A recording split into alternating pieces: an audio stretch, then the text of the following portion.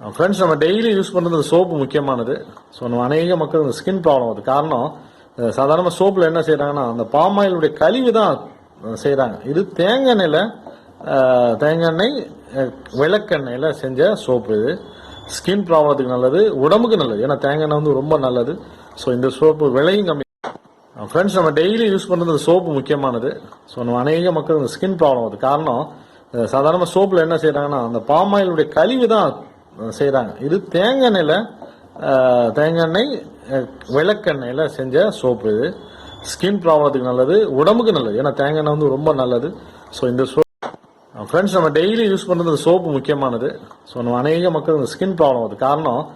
சாதாரண சோப்பில் என்ன செய்கிறாங்கன்னா அந்த பாமாயிலுடைய கழிவு தான் செய்கிறாங்க. இது தேங்காய் எண்ணெய் விளக்கெண்ணெயில் செஞ்ச சோப்பு. இது ஸ்கின் ப்ராப்ளத்துக்கு நல்லது, உடம்புக்கு நல்லது. ஏன்னா தேங்காய் எண்ணெய் வந்து ரொம்ப நல்லது. ஸோ இந்த சோப்பு விலையும் கம்மி.